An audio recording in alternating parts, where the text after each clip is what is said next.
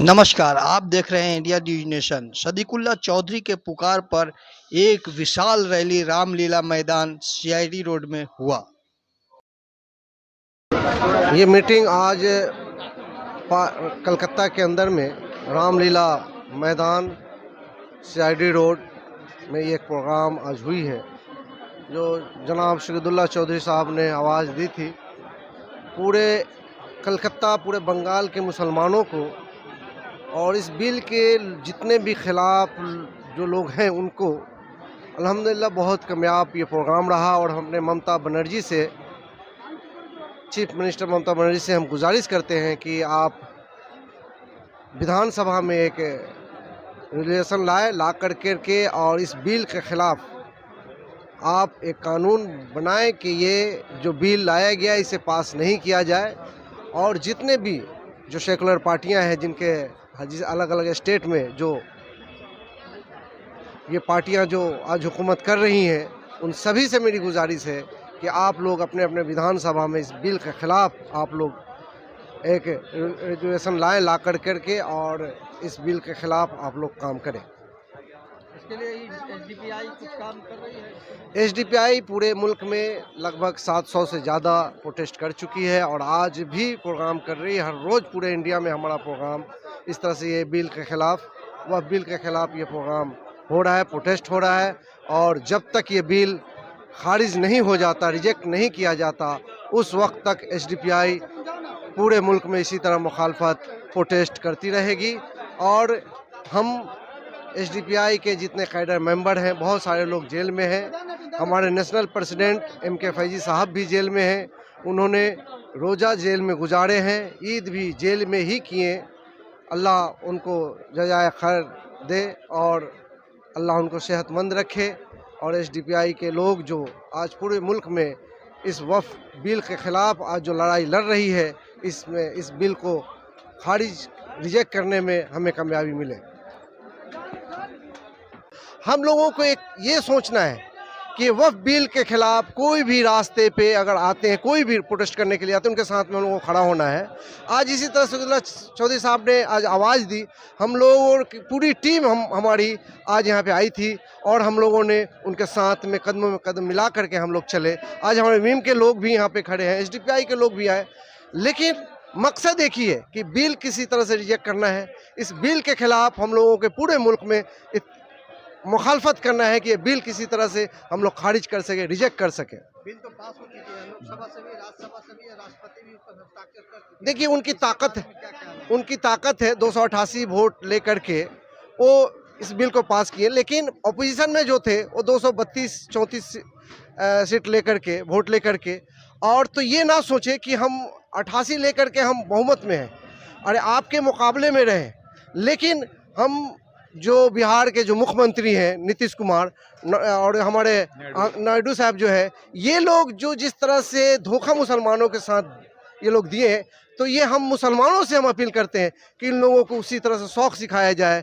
और जो आने वाले वक्त में बिहार में जो वोट होने जा रहा है, इलेक्शन होने जा रहा है, उसमें उनको बुरी तरह से हराया जाए और तब इनको समझ में आ जाएगा कि हम मुसलमानों के ख़िलाफ़, मुसलमानों की प्रॉपर्टी के साथ खिलवाड़ करना कितना भारी पड़ता है। मेरा नाम ज़िल्लुर रहमान आरिफ है, मैं जमीयत उलमा कलकत्ता का जनरल सेक्रेटरी हूँ। संदेश तो दे दिया गया है और लोगों को संदेश नहीं दिया गया है, बल्कि हुकूमत से सामने ये बताया गया है कि आप जो ये बिल लाए हैं, काला कानून लाए हैं, ये मुसलमानों को पसंद नहीं है। और ये तमाम आवाम ने एक जगह जमा होकर, तमाम मसलक के लोगों ने ये जमा होकर, और मसलक के अलावा गैर दूसरे मज़हब के लोग भी थे, तमाम लोगों ने ये बात कही है कि इस कानून को नहीं लाना चाहिए, ये मुल्क के लिए नुकसानदेह है। अगला कदम जो हमारी वर्किंग कमेटी फैसला करेगी या हमारे जो बड़े ऑर्डर देंगे, हुक्म देंगे, उस पर हम लोग अमल करेंगे, लेकिन लड़ाई लड़ते रहेंगे।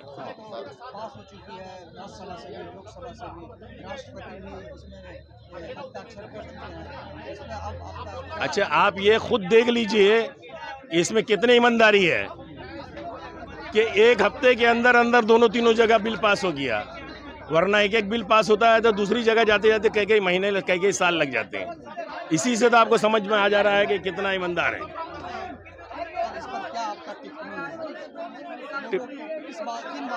लोगों से हम यही एक दरख्वास्त करेंगे, जो लोग भी औक़फ़ के ताल्लुक़ से प्रोग्राम कर रहे हैं, जहाँ भी कर रहे हैं, अमन के साथ कानून के दायरे में रहते हुए प्रोग्राम करें, और जो भी है अमन शांति के साथ और कानून को हाथ में लेते हुए काम, मतलब कानून को हाथ में ना ले और अमन के साथ काम करें।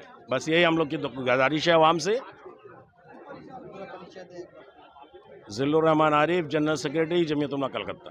ठीक है, के साथ गद्दारी है। भारतीय जनता पार्टी की सरकार भारत के लोगों के साथ गद्दारी कर रही है। जब अपने ही देश में लोग अपने ही लोगों के खिलाफ लड़ाने की कोशिश करें तो समझ जाइए बाहर के लोगों का इसमें हाथ है। और मुझे शक है विश्व हिंदू परिषद, बजरंग दल, हिंदू युवा वाहिनी, आरएसएस, इन लोगों में चाइना और पाकिस्तान के दलाल भरे हुए हैं। चाइना चाहता है कि हिंदू मुस्लिम लड़े और हम भारत की ज़मीन पर कब्जा करें, और ठीक यही काम भारत में हो रहा है। कभी ट्रिपल तलाक के नाम पर हिंदू मुस्लिम को लड़ाओ, कभी वक़्फ़ बिल के नाम पर हिंदू मुस्लिम को लड़ाओ, और चाइना लगातार अपने इलीगल गांव बसाता जा रहा है। तो हमें चाइना को भगाना है और इंशाल्लाह इस देश में इस काले कानून को वापस करना है। इसीलिए हम लोग एहतजाज करें ताकि सुप्रीम कोर्ट का ऐसा लगे कि सिर्फ भारत के पॉलिटिकल पार्टी इस कानून के खिलाफ नहीं है, बल्कि भारत का पूरा मुस्लिम समाज भी इस कानून के खिलाफ है। जब सड़कों पर लोग उतरेंगे, संवैधानिक तरीके से एहतजाज करेंगे, ऐसी वीडियोस वायरल होंगी, सुप्रीम कोर्ट तक पहुंचेंगी, और सुप्रीम कोर्ट को ये लगेगा कि हाँ, ये बिल संविधान के भी खिलाफ है, और जिस समाज के लिए ये बिल लाया गया वो समाज इस बिल को काबिल कबूल नहीं करेगा। मेरा नाम डॉक्टर शेख नदीम अहमद, और हमारा इसी कलकत्ता मुज़फ़्फ़राबाद में हमारा प्रैक्टिस है, और हम जमात इस्लामी हिंद के तहरीक में हमेशा शामिल रहते हैं। कार्यक्रम का उद्देश्य क्या है? उद्देश्य सिर्फ एक ही है कि जो बिल पास की गई है ये आइन का उल्लंघन है। चूँकि पार्लियामेंट में किसी भी मूवमेंट को आप ला सकते हैं, अब मेजॉरिटी का मतलब ये नहीं हुआ कि आप किसी चीज़ को ज़बरदस्ती पास कर देंगे। चूँकि ये दस्तूर तो ऑलरेडी पहले से प्रूफ है, बुलेट प्रूफ है, और इसमें किसी तरह की खामियां नहीं है। अगर होती तो आप देखें कि 2014 से लेकर 2024-25 तक बड़े बड़े स्कैम हुए, लेकिन एक भी एक ऐसा स्कीम बताइए जो वक्फ बोर्ड के थ्रू जो आदमी अरेस्ट हुआ हो, उसको बीजेपी की सरकार ने अरेस्ट किया हो, या जिसको जेल हुआ हो। जब हमारा सब कुछ ठीक चल रहा है तो ज़बरदस्ती इस बिल को पास करने का मकसद क्या है? और इस बिल के ख़िलाफ़ हम लोग आज इकट्ठा हुए हैं।